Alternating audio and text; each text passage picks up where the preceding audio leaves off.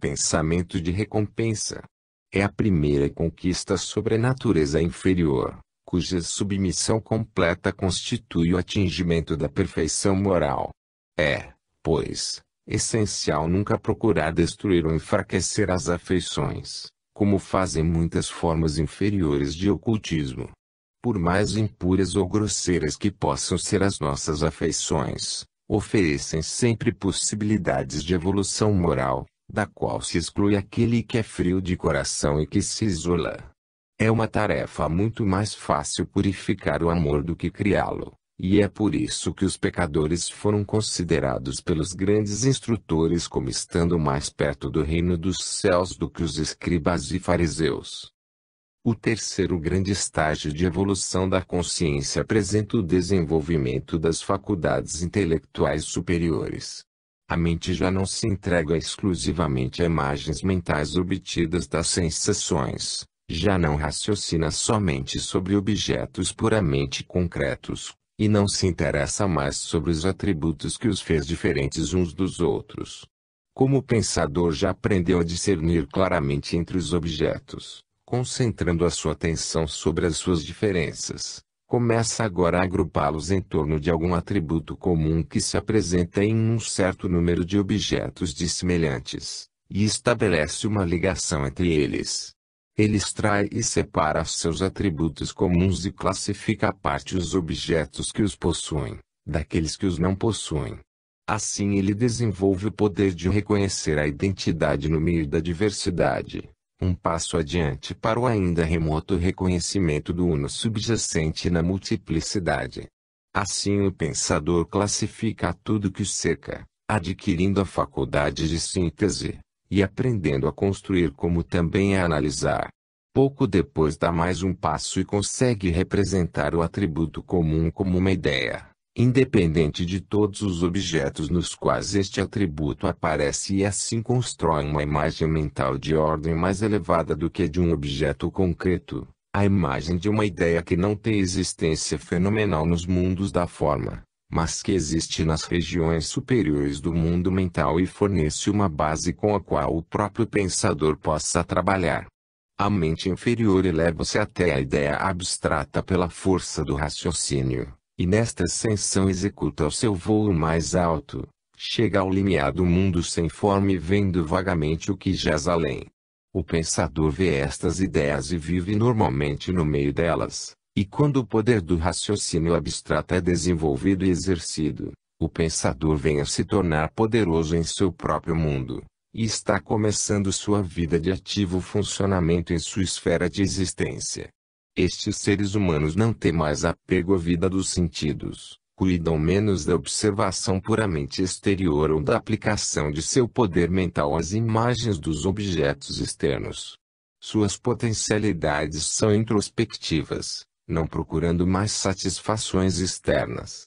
Eles se estabelecem tranquilamente dentro de si mesmos, absortos nas questões filosóficas e nos aspectos mais profundos da vida e do pensamento.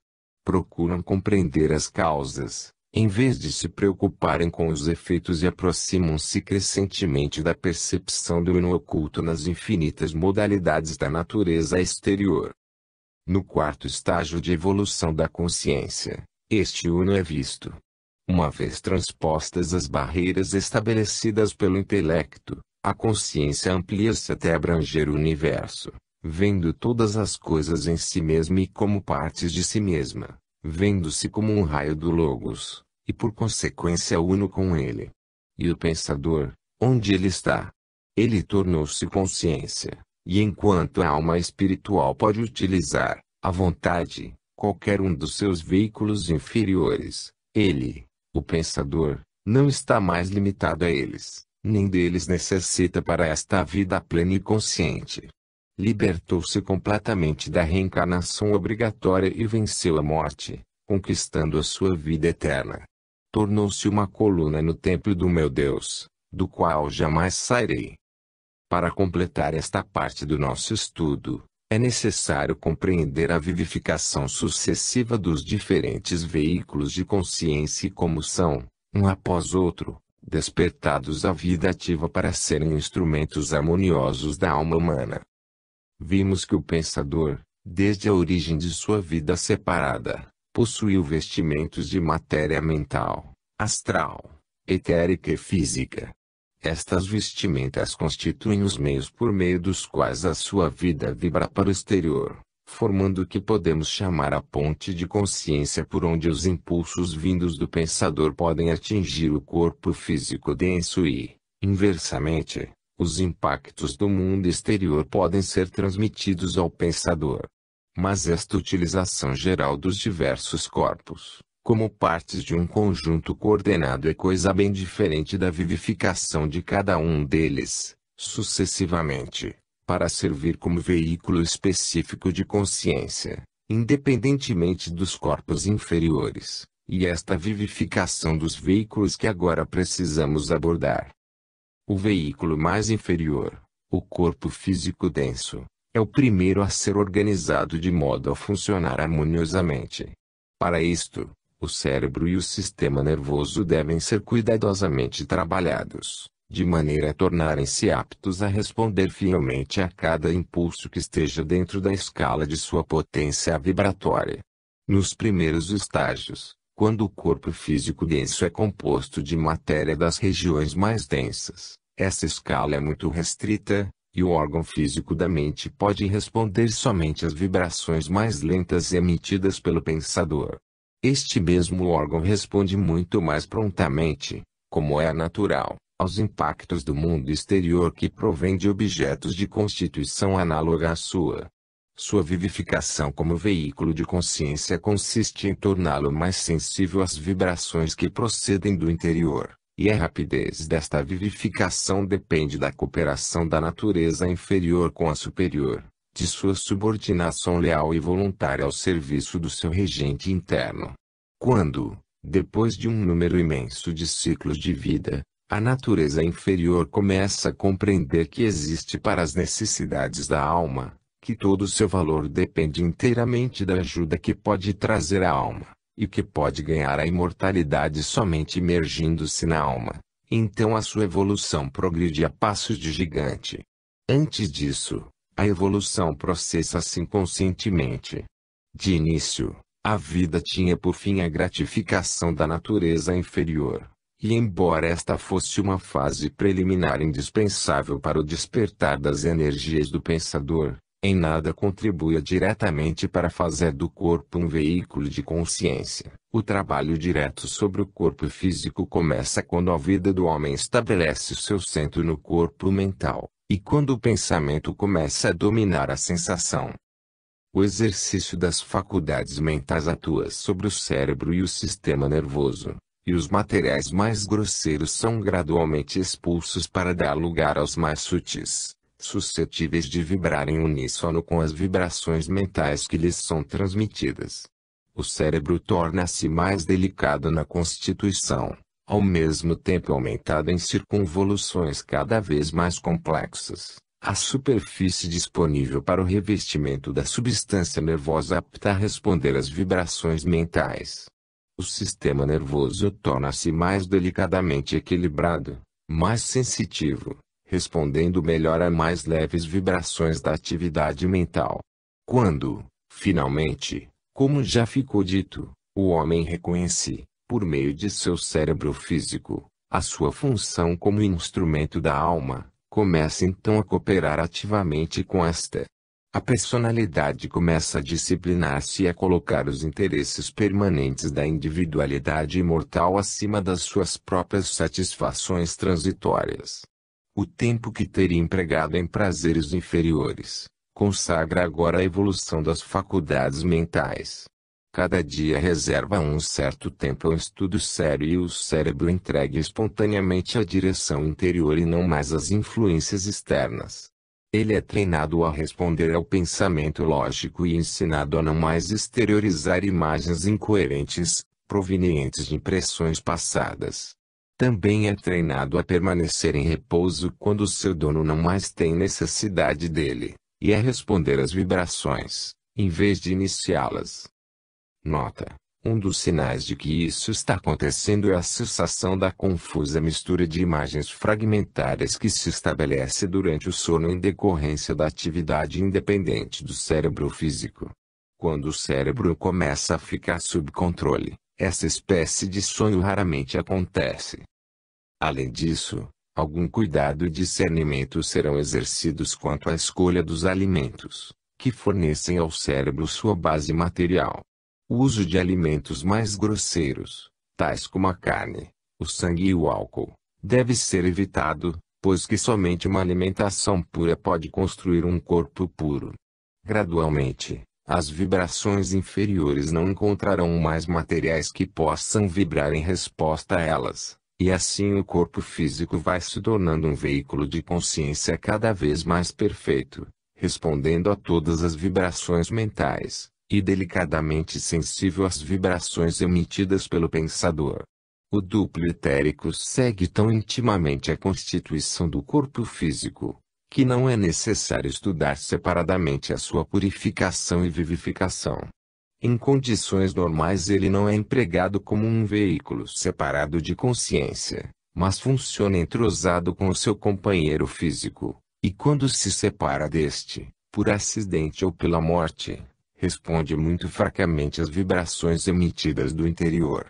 Na verdade, a função do duplo etérico é de servir, não como veículo da consciência mental, mas como veículo do prana, a força-vida especializada, e o seu deslocamento em relação às partículas mais densas, para as quais transmite as correntes da vida, é sempre perturbador e pernicioso. O corpo astral é o segundo veículo de consciência a ser vivificado, e já vimos as modificações por que ele passa no decorrer de sua organização gradual.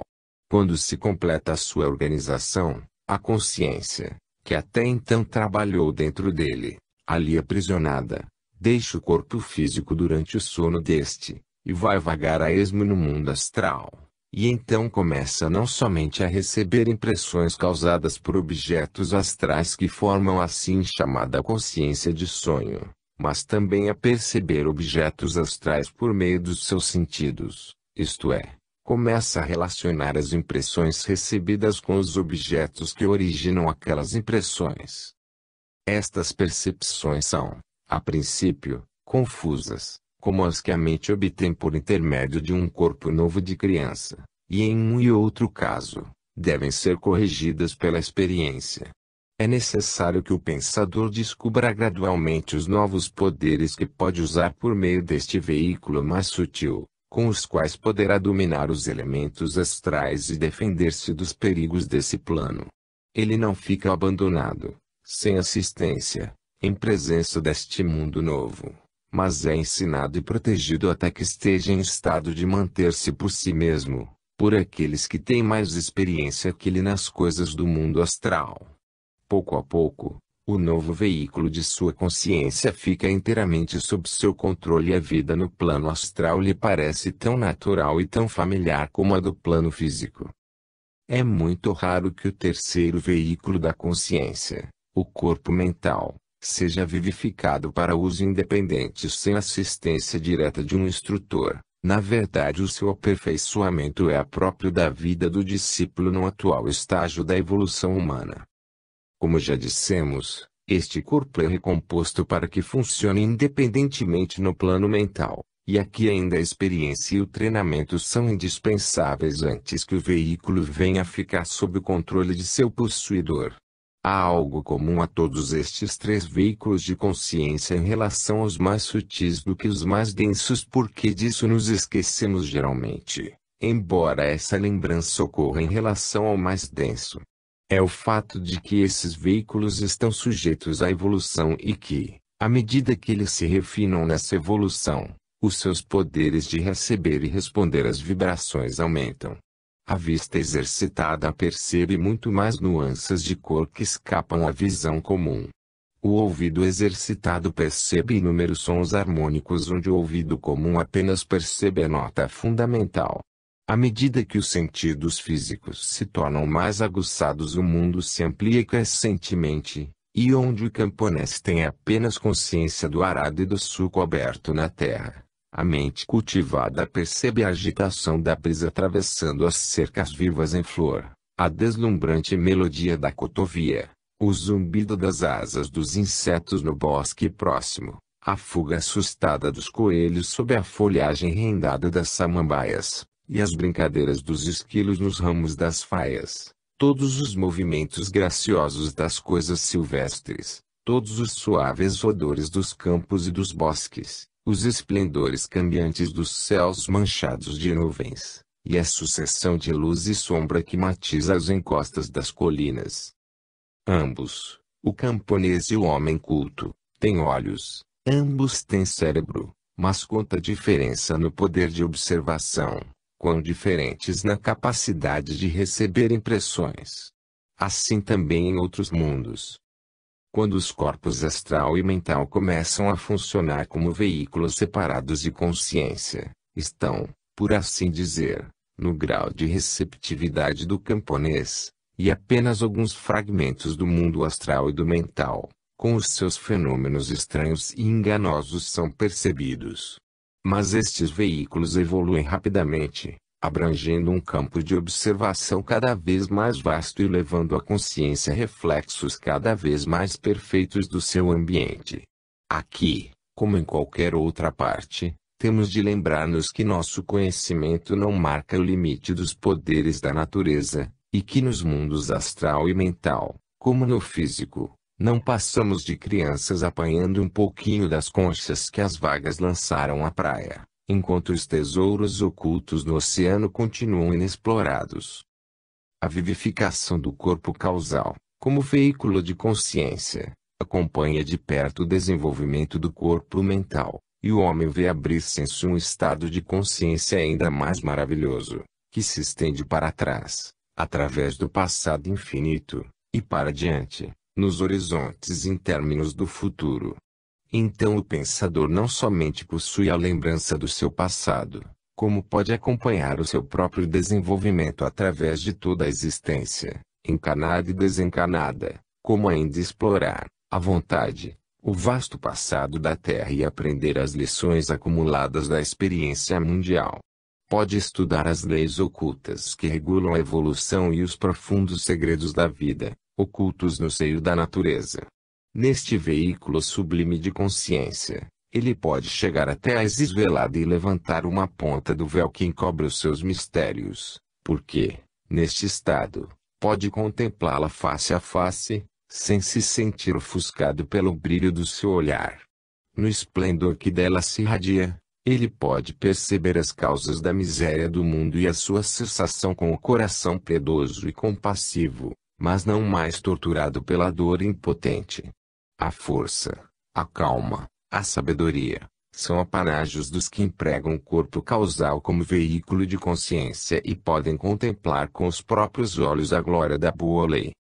Quando o corpo búdico é vivificado, a ponto de servir de veículo de consciência, o homem entra na bem-aventurança da não-separatividade, onde lhe aparece, como uma intensa e viva realidade, a sua unidade com tudo o que existe.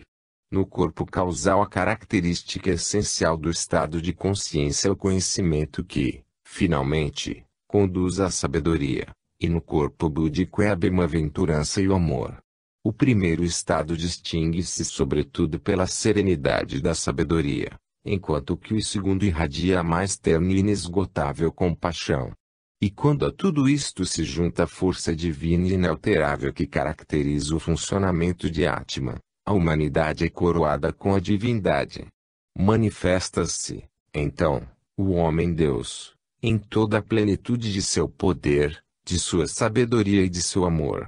A infusão nos veículos inferiores desta parte da consciência pertencente aos veículos superiores, na medida em que podem recebê-la, não se segue imediatamente a vivificação destes veículos. Nesta questão há grandes diferenças entre os indivíduos, conforme as suas circunstâncias e o seu trabalho, porque esta vivificação dos veículos acima do corpo físico se produz raramente antes de que se atinja o discipulado probacionário, e então os deveres a serem cumpridos variam segundo as necessidades da época.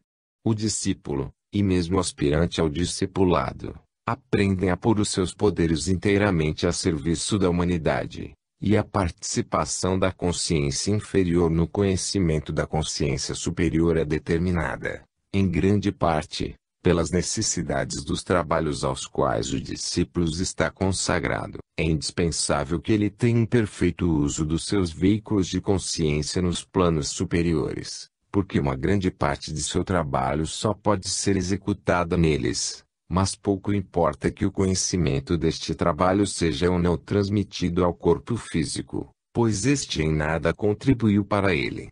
A sua transmissão ou não é geralmente determinada pela influência que em qualquer caso poderá haver sobre a eficiência do trabalho do discípulo no mundo físico.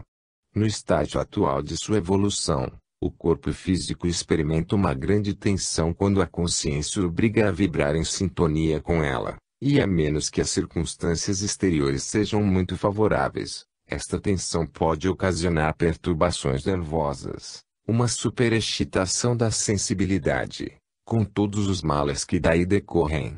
Eis porque a maior parte dos que estão em plena posse dos veículos superiores de consciência vivificados, cujo trabalho mais importante se produz fora do corpo físico, vivem afastados do turbilhão das cidades quando desejam projetar, em sua consciência física, o conhecimento do qual fazem uso nos planos superiores, preservando desse modo o seu veículo físico sensível da rudeza e do tumulto da vida comum. Eis aqui as providências essenciais, que permitem ao corpo físico responder às vibrações da consciência superior. Eliminar os materiais grosseiros que este corpo encerra, por meio de uma alimentação e vida puras, subjugar inteiramente as paixões e cultivar sempre um equilíbrio emocional e mental que não seja afetado pelo turbilhão e vicissitudes da vida exterior. Acostumar-se à meditação calma sobre assuntos elevados, desviando a mente dos objetos dos sentidos, assim como das imagens mentais deles derivadas, para fixá-la em coisas superiores.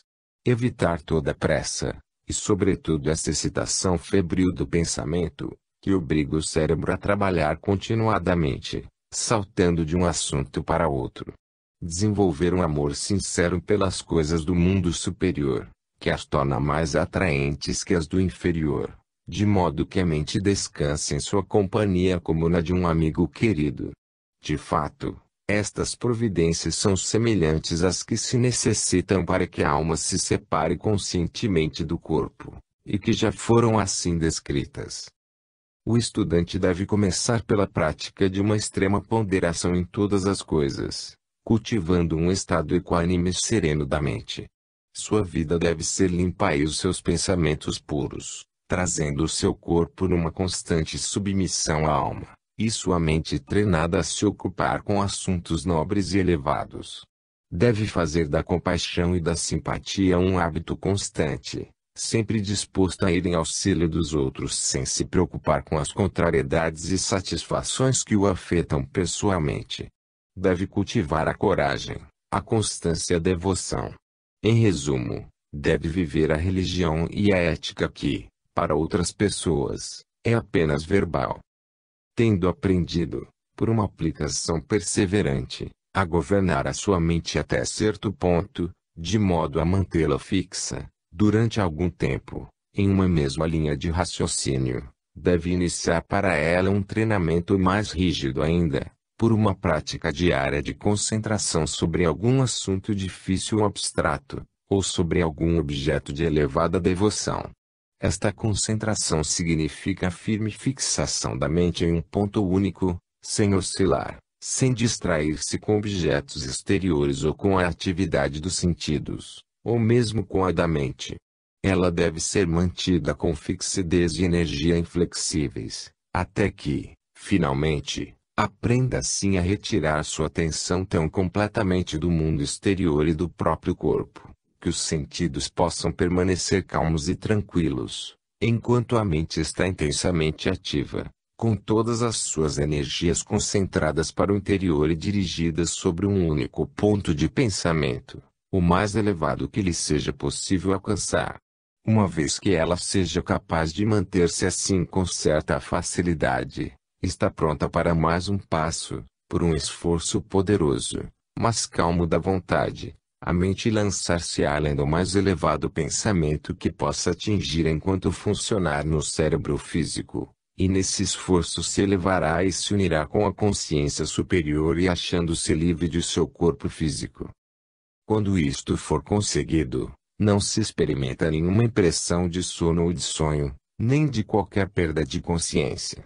O homem acha-se fora de seu corpo, com a sensação de sentir-se aliviado de um fardo pesado, e não de haver perdido qualquer parte de si mesmo. Não está realmente privado do corpo, apenas elevou-se fora de seu corpo físico para um corpo de luz que obedece aos seus mínimos pensamentos e lhe serve como um belo e perfeito instrumento para a execução de sua vontade. Revestido deste corpo, pode percorrer à vontade os mundos sutis, mas as suas faculdades necessitarão de uma educação longa e cuidadosa, antes de poderem trabalhar, de maneira confiável, nestas condições novas. Pode-se chegar a libertar-se do corpo ainda por outros métodos, pelo êxtase intenso de devoção, ou por métodos especiais que um grande instrutor pode comunicar ao seu discípulo. Qualquer que seja o método, o fim é o mesmo, a libertação da alma plenamente consciente, capaz de examinar seus novos ambientes que se situam em regiões inacessíveis ao homem de carne. Pode retornar à vontade ao corpo e nele entrar, e nestas condições, pode imprimir no cérebro físico e transmitir ao estado de vigília a lembrança das experiências que adquiriu. Aqueles que captaram as ideias principais esboçadas nas páginas anteriores, sentirão que estas ideias são por si mesmas o mais concludente argumento para demonstrar que a reencarnação é um fato na natureza. Ela é necessária a fim de que a vasta evolução implícita na frase a evolução da alma possa ocorrer. Se afastarmos por um momento a ideia materialista de que a alma é apenas um conjunto de vibrações de uma espécie particular de matéria física, a única alternativa possível é que cada alma é uma criação nova, formada quando a criança nasce, e dotada de tendências virtuosas ou viciosas, de inteligência ou estupidez, pelo capricho arbitrário do poder criador. Como diria o maometano, o seu destino lhe é ligado em torno do pescoço ao nascer, porque o destino de um homem depende do seu caráter e do meio que o cerca, e uma alma recentemente criada e lançada no mundo deve estar fadada à felicidade ou à miséria, conforme as circunstâncias que a rodeiam, e o caráter que ela traz impresso. Na falta da reencarnação, não temos outra alternativa senão a predestinação, sob a forma mais repugnante.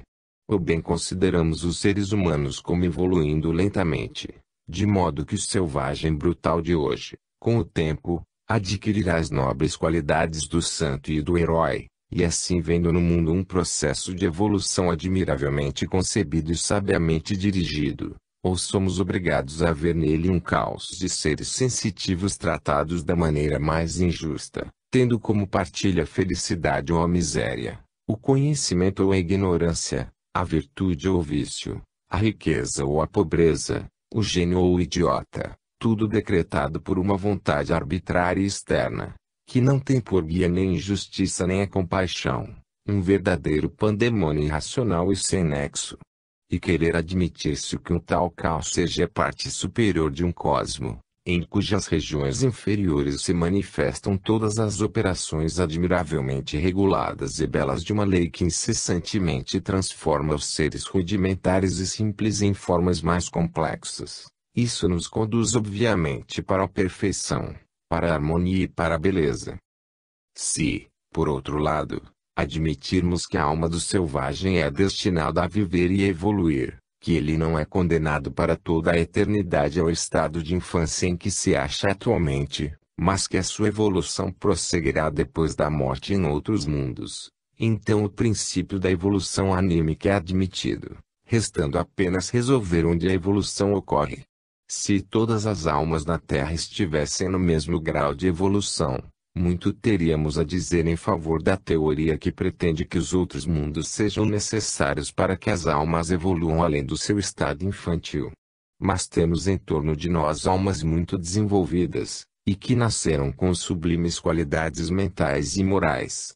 O mesmo raciocínio deve nos levar a admitir que estas almas evoluíram em outros mundos, antes de seu nascimento neste que ora habitamos, e não podemos deixar de conjecturar porque um planeta que oferece condições diversas, podendo convir ao mesmo tempo, tanto a almas rudimentares como a almas avançadas, deveria receber apenas uma rápida visita de almas em graus diversos de desenvolvimento. Almas que depois acabariam de evoluir em outros mundos semelhantes ao nosso, igualmente capazes de proporcionar todas as condições necessárias para evoluir as almas em diferentes estágios de evolução, com os quais nos deparamos quando elas nascem aqui. A sabedoria antiga ensina, na verdade, que a alma progride através de inúmeros mundos, mas também ensina que ela renasce, muitas vezes, em cada um desses mundos, até o completo esgotamento das possibilidades de evolução que aí ela encontra. Os próprios mundos, de acordo com o seu ensinamento, formam uma cadeia evolutiva, cada um deles desempenhando a sua parte como campo para determinados estágios de evolução. O nosso próprio mundo oferece um campo propício ao desenvolvimento dos reinos mineral, vegetal, animal e humano, e por consequência, a reencarnação, coletiva ou individual, se produz nele, em todos estes reinos. É verdade que graus ulteriores de evolução nos esperam em outros mundos, mas na ordem divina, eles não estão acessíveis senão depois que aprendermos e dominarmos as lições que o nosso mundo atual tem a nos ensinar. Ao estudarmos o mundo que nos cerca, somos conduzidos por muitas linhas de pensamento para a mesma meta da reencarnação. As imensas diferenças que existem entre os seres humanos já foi explicada como implicando em um passado evolutivo de trás de cada alma, e salientou-se que elas diferenciam a reencarnação individual de seres humanos, todos pertencentes à espécie simples, da reencarnação coletiva das almas grupo monádicas nos reinos inferiores. As diferenças comparativamente pequenas dos corpos físicos humanos, todos reconhecíveis exteriormente como seres humanos, oferecem um contraste com as imensas diferenças das capacidades mentais e morais, entre o homem primitivo e o tipo humano mais nobre.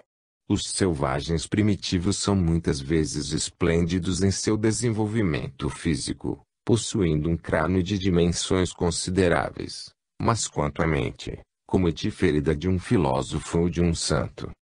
Por outro lado, se quisermos considerar as altas capacidades mentais e morais como sendo os resultados acumulados da vida civilizada, defrontamo-nos, então, com o fato de que os homens atuais de mais valor são sobrepujados pelos gigantes intelectuais do passado, e que ninguém modernamente atinge o nível moral de qualquer dos santos históricos. Notemos mais que o gênio não vem de uma linhagem, aparecendo subitamente, em vez de ser como o ponto culminante de uma família gradualmente aperfeiçoada, e é geralmente estéril, ou se deixa filhos, eles os são de seu corpo e não do seu espírito.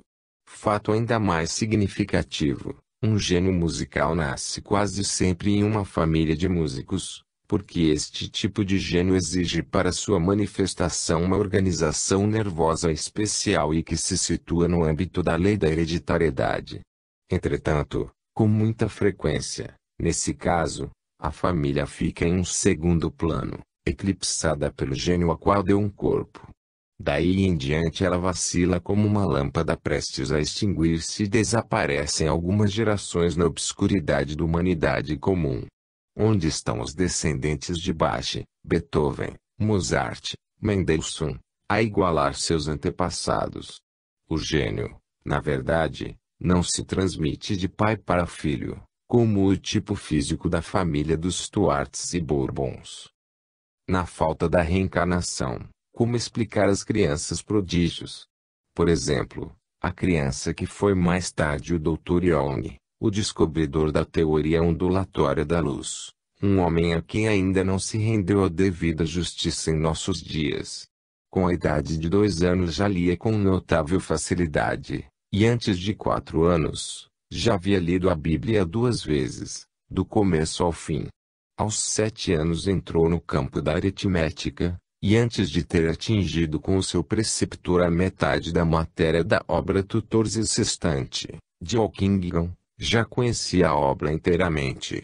Alguns anos mais tarde, continuando os cursos ordinários da escola, dominou com sucesso o latim, o grego, o hebraico, a matemática, escrituração comercial, o francês, o italiano, tornearia e construção de telescópios, e encantando-se com a literatura oriental.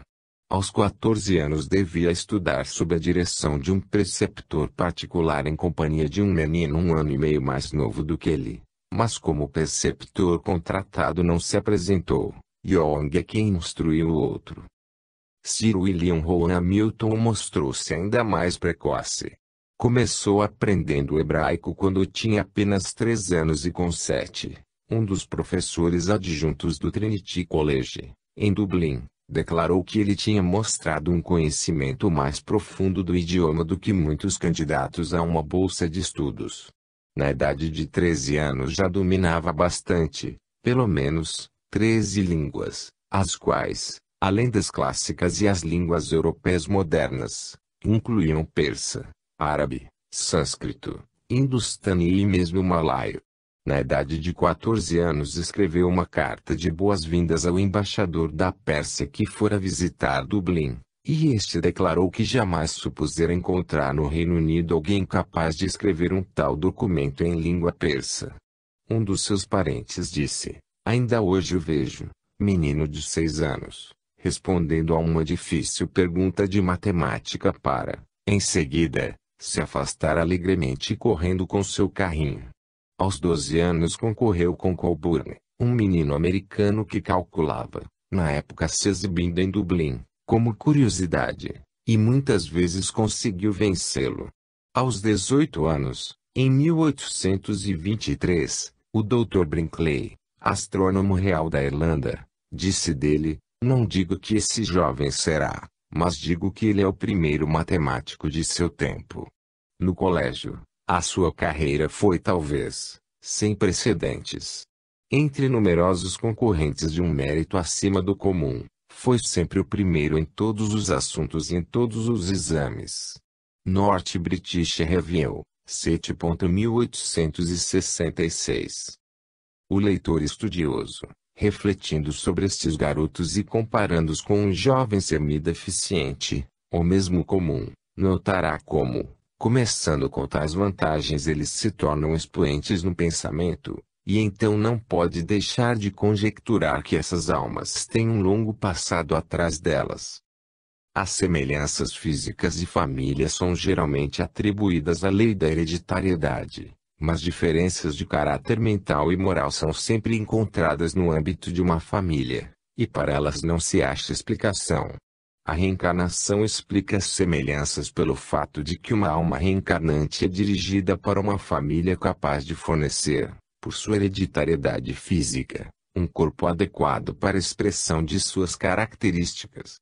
Explica também as dissemelhanças ao atribuir o caráter mental e moral ao próprio indivíduo, enquanto que nos mostra que laços estabelecidos no passado levaram-no a nascer em consequência de relação com algum dos membros da mesma família. Um fato significativo com relação aos gêmeos, é que muitas vezes na infância é impossível distingui-los entre si, mesmo ao olhar agudo da mãe ou de quem cuida deles. Porém, mais tarde, na vida, Manas, o princípio mental, atua nos seus invólucros físicos e os modifica a tal ponto que as semelhanças físicas vão diminuindo e as diferenças de caráter se imprimem nos traços móveis do semblante. A semelhança física com a dissemelhança mental e moral parece indicar o encontro de duas linhas de causalidade diferentes. As diferenças notáveis que pessoas de poder intelectual mais ou menos igual apresentam entre si quando se trata de assimilar certos ensinamentos especiais, fornecem um novo argumento em favor da reencarnação.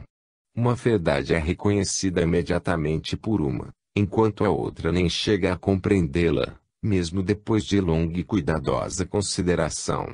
O contrário poderá acontecer quando outra verdade de natureza diferente lhes é apresentada, e a segunda compreende, ao passo que escapará a primeira. Duas pessoas sentem-se atraídas pela teosofia e começam a estudá-la. No fim de um ano, uma está familiarizada com as concepções fundamentais da doutrina e em condições de aplicá-las, ao passo que a outra nem mesmo conseguiu percebê-las com clareza. Para aquela, cada princípio parecia familiar à primeira vista, e para esta, tudo é novo, ininteligível, estranho. Quem admite a reencarnação compreende que o ensinamento é antigo para uma e novo para outra. Uma aprende depressa porque se lembra, apenas está recuperando conhecimentos antigos. A outra aprende lentamente porque a sua experiência ainda não abrange estas verdades da natureza, ela as adquire penosamente pela primeira vez. Assim também a intuição comum é simples reconhecimento de um fato que foi familiar em alguma vida passada, embora seja encontrado pela primeira vez na existência atual, sendo mais um indício do caminho que a individualidade seguiu no passado. A principal dificuldade que se opõe, em muitas pessoas, à aceitação desta doutrina, e a própria ausência da recordação do seu passado. E, entretanto, essas pessoas diariamente percebem que vão esquecendo uma grande parte da existência transcorrida no próprio corpo atual, que a lembrança da infância é vaga, existindo um vazio completo em relação aos primeiros anos. Devem saber, ainda mais, que os acontecimentos do passado, totalmente esquecidos em sua consciência normal, permanecem, contudo, ocultos nas profundezas obscuras da memória e podem ser recordadas com uma grande nitidez em certas formas de doença, ou sob a influência do hipnotismo. É conhecido o caso de um moribundo falar uma língua ouvida por ele somente em sua infância, e desconhecida dele na maior parte de sua vida, e no delírio, fatos há muito tempo esquecidos apresentam-se na consciência com intensa nitidez.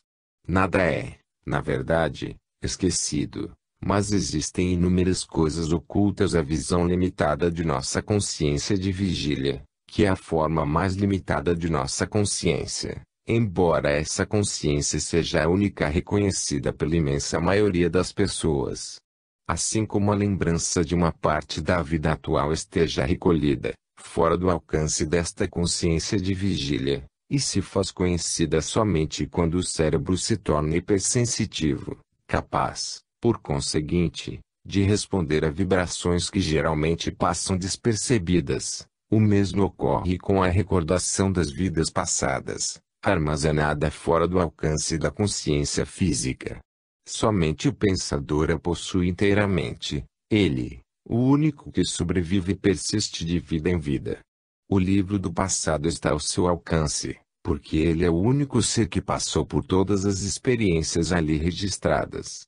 Além disso, ele pode transmitir suas lembranças do passado ao cérebro físico, desde que este esteja suficientemente purificado para responder às suas vibrações rápidas e sutis. E então pode o homem encarnado participar de seu conhecimento do passado acumulado.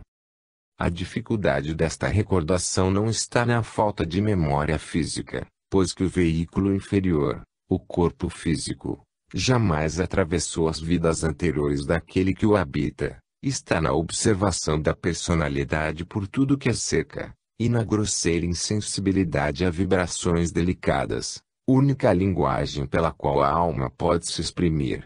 Aqueles que quiserem se lembrar do passado não devem ter os seus interesses concentrados no presente, devem purificar e refinar o corpo até que se torne capaz de receber as impressões das esferas mais sutis.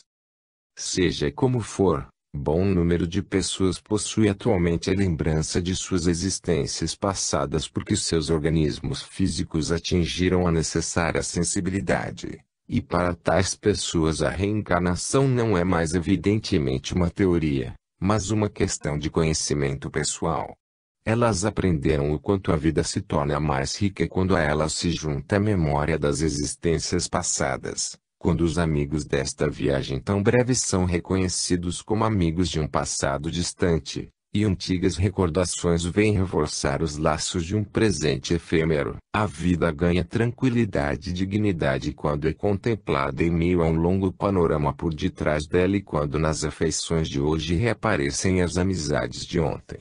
A morte se situa em sua dimensão exata, como um simples episódio na vida, apenas uma mudança de cenário, análoga a uma viagem que afasta os corpos, mas não pode verdadeiramente separar o amigo do amigo. As ligações do presente são reconhecidas como fazendo parte de uma cadeia de ouro que se estende ao longe no passado, e o futuro pode ser encarado com uma alegre tranquilidade, com a certeza de que estes laços se manterão ao longo do tempo, e compõem uma corrente inquebrável. De vez em quando encontramos crianças que narram as recordações do seu passado imediato, principalmente quando morreram, pela última vez, ainda pequenos, o que os leva a renascer quase imediatamente. No Ocidente esses casos são mais raros que no Oriente porque as primeiras palavras de uma criança como essa encontram incredulidade, e ela não tarda em perceber a confiança em suas recordações pessoais. No Oriente, onde a crença na reencarnação é quase universal, as narrações da criança são ouvidas e, se as circunstâncias favorecem, podem ser comprovadas. Uma outra consideração relativa a este assunto merece atrair a nossa atenção. A lembrança dos acontecimentos passados subsiste, como já vimos, somente na memória do pensador, mas os resultados daqueles acontecimentos, incorporados como faculdades adquiridas, ficam ao serviço do homem encarnado. Se o conjunto desses acontecimentos fosse projetado no cérebro físico, como um vasto amontoado de experiências sem ordenação e sem nexo, o homem não poderia ser guiado pela resultante do passado, nem utilizá-la como auxílio no presente. Obrigado a fazer uma escolha entre duas linhas de conduta, ele teria que selecionar entre os fatos descoordenados do seu passado, os acontecimentos de natureza análoga ao caso atual, acompanhá-los em suas consequências e chegar, enfim, depois de um estudo longo e penoso, a alguma conclusão que poderia estar viciada pelo esquecimento de algum fator importante, e que seria talvez alcançada muito tempo depois da sua necessidade. Todos os acontecimentos, triviais e importantes, de algumas centenas de existências, formaria, na verdade, um acúmulo informe e caótico, impossível de ser consultado em um caso que reclamasse uma pronta decisão.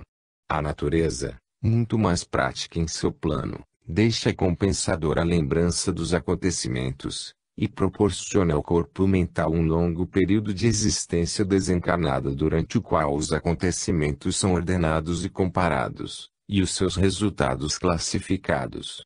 Estes resultados são em seguida incorporados sob a forma de faculdades, as quais servirão para formar o próximo corpo mental do pensador.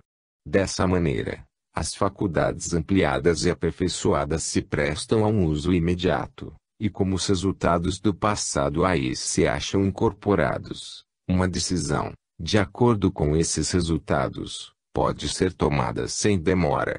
A intuição clara e viva e a decisão imediata não são mais do que os resultados da experiência do passado, que se manifestam sob uma forma eficaz e prática. São instrumentos mais úteis, certamente, do que o amontoado de experiências não assimiladas, entre as quais seria necessário, em todas as ocasiões, antes de uma decisão, escolher e comparar as que se referissem ao caso presente, a fim de tirar delas conclusões aplicáveis.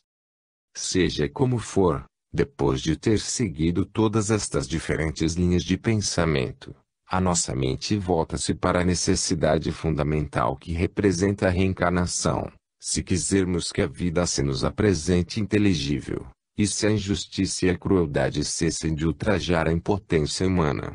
Com a reencarnação, o homem é um ser digno e imortal, evoluindo para um fim divinamente glorioso. Sem ela, é apenas um pedaço de palha, arrastado pela corrente das circunstâncias do acaso, irresponsável por seu caráter, por suas ações, por seu destino. Com ela, pode encarar o futuro com destemida esperança, por mais humilde que seja o seu lugar na escala da evolução, porque nela ele caminha para a divindade, e a conquista do vértice é apenas uma questão de tempo. Sem ela, ele não pode ter fundamento algum de certeza quanto ao progresso do futuro. Na realidade, nenhuma certeza quanto a qualquer futuro.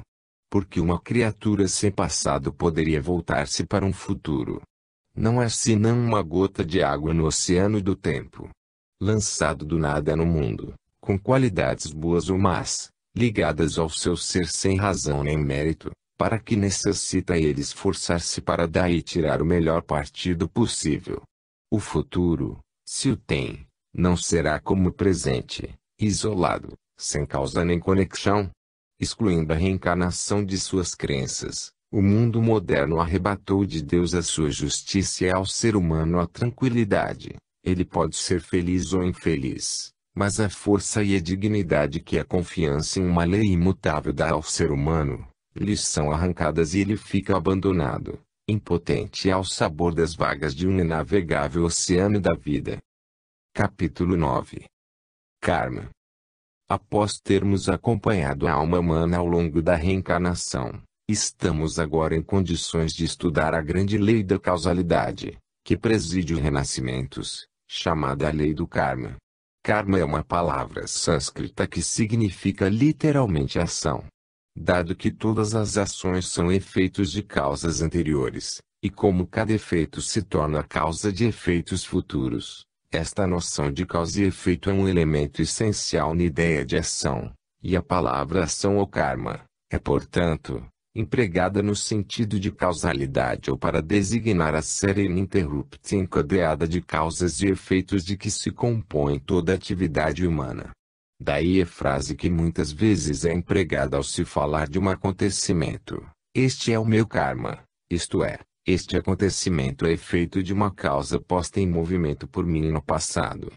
Nenhuma existência está isolada, cada uma é o fruto de todas as que a precederam, o germe de todas as que vão se seguir, no conjunto total das vidas de que se compõe a existência contínua da individualidade humana. Não existe nem o acaso nem o acidente, cada acontecimento está ligado a uma causa antecedente e um efeito subsequente. Todos os pensamentos, ações e circunstâncias têm uma relação de causa com o passado, e de modo causal influenciarão o futuro. Como a nossa ignorância esconde de nossa visão igualmente o passado e o futuro, os acontecimentos nos parecem sair de repente do nada e ser acidentais, mas esta aparência é ilusória, e é devida exclusivamente à nossa falta de conhecimento. Assim como o selvagem, que ignora as leis do universo físico, considera os acontecimentos naturais como destituídos de causas, e os resultados de leis físicas desconhecidas como milagres. Assim muitas pessoas, ignorando as leis mentais e morais, consideram como desvinculadas de causas os acontecimentos mentais e morais e explicam o que de tais leis resulta como boa ou má sorte. Quando, pela primeira vez, esta ideia de uma lei inviolável e imutável, em um domínio até então vagamente atribuído ao acaso, desponta na mente, tende a resultar em um sentimento de impotência, quase de paralisia mental e moral. O homem parece preso pela mão de ferro de um destino inflexível e o quismete resignado do muçulmano parece ser a única expressão filosófica. Exatamente assim poderia o homem primitivo sentir-se quando a ideia de lei física surge pela primeira vez em sua inteligência, e ele aprende que cada movimento de seu corpo em todos os movimentos da natureza exterior se executam sob a ação de leis imutáveis. Mas, depois percebe, pouco a pouco, que as leis naturais apenas estabelecem condições sob as quais todas as ações devem ocorrer, mas não as prescrevem, de modo que o homem permanece sempre livre no centro, embora limitado em suas atividades exteriores pelas condições do plano no qual aquelas atividades são desenvolvidas. Ele aprende mais tarde que, enquanto as condições o dominam, elas frustram constantemente seus mais vigorosos esforços, na medida em que não as conhece, mas ao conhecê-las, luta contra elas, Dominando-as, e elas se tornam suas servas e auxiliares, porque ele as compreende, conhece suas direções e calcula seu poder.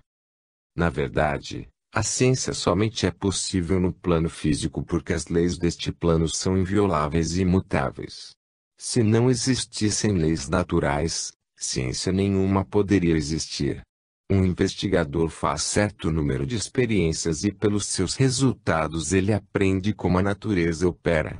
Uma vez atingido este conhecimento, ele pode calcular como alcançar determinado resultado, e se ele não consegue aquele resultado, sabe que foi por ter esquecido alguma condição necessária ou, então, porque o seu conhecimento das leis é ainda imperfeito, ou por ter se enganado em seus cálculos. Volta aos seus estudos, revisa os seus métodos, retoma seus cálculos com toda a serenidade, e perfeitamente convencido de que se ele apresenta corretamente a sua questão, a natureza responderá com uma invariável precisão. O hidrogênio e o oxigênio não lhe dão hoje água e, amanhã, ácido prússico, e o fogo que o queima hoje, não o gelará amanhã. Se a água pode ser líquida hoje e um sólido amanhã, é porque as condições do meio foram alteradas e o restabelecimento das condições originais dará o resultado anterior. Cada nova informação sobre as leis da natureza constitui, não uma restrição nova, mas um novo poder, porque todas as energias da natureza tornam-se forças utilizáveis nas mãos do homem, à medida que ele consegue compreendê-las. Daí o provérbio, saber é poder, porque exatamente na proporção do seu conhecimento é que ele pode utilizar estas forças. Escolhendo as que deseja utilizar, equilibrando-as entre si, neutralizando as energias contrárias que impedem o seu objetivo, ele pode previamente determinar o resultado, provocando a realização do que calculou. Compreendendo e manipulando as causas, ele pode predizer os efeitos, e assim a própria rigidez da natureza que, à primeira vista, parece paralisar a ação humana, pode ser empregada para produzir resultados infinitamente variados. A fixidez perfeita em cada força a torna possível a perfeita flexibilidade em suas combinações. Porque as forças, sendo de toda a espécie, movendo-se em todas as direções e todas calculáveis, pode ser feita entre elas uma cuidadosa escolha, e as forças escolhidas, combinadas de maneira a produzir qualquer resultado desejado. Ao se determinar o resultado a ser atingido, ele pode ser alcançado mediante um cuidadoso equilíbrio de forças na combinação atuante como causa. Mas, deve-se lembrar que o conhecimento é condição indispensável para que se atinja os resultados desejados. O ignorante caminha tropeçando, impotente, chocando-se com as leis imutáveis e vendo os seus esforços falharem, enquanto o homem de saber vai metodicamente para a frente, prevendo e causando certos efeitos, evitando uns e corrigindo outros, conseguindo o que deseja, não porque tem sorte, mas porque compreende. Um é o joguete, o escravo da natureza, arrastado pelas suas forças, o outro é senhor delas, utilizando as suas energias para conduzi-las para onde a sua vontade determina. O que é verdade para o domínio da lei física, é igualmente verdade nos mundos moral e mental, mundos regidos também por leis. Aqui ainda o ignorante é escravo e o sábio, rei. Aqui também a inviolabilidade e a imutabilidade, consideradas, à primeira vista, como paralisantes, são reconhecidas como condições indispensáveis de um progresso certo e de uma direção claramente divisada do futuro. O homem pode tornar-se o senhor do seu destino unicamente porque este destino se situa em um reino de leis, onde o conhecimento pode edificar a ciência da alma, e colocar nas mãos dele o poder de reger seu futuro, determinando igualmente seu futuro caráter e suas circunstâncias futuras. O conhecimento da lei do karma, que parece conduzir uma paralisia do esforço, torna-se uma força que inspira, sustenta e eleva. O karma é, portanto, a lei da causalidade, a lei de causa e efeito. Ela foi claramente enunciada pelo iniciado cristão São Paulo: não vos iludais, De Deus não se zomba. O que o homem semear, isso colherá. O homem projeta, continuamente, forças em todos os planos em que atua, e estas forças são, por si mesmas, quantitativa e qualitativamente, refeitos de suas atividades passadas, são causas que ele põe em ação em cada um dos mundos que habita. Produzem certos efeitos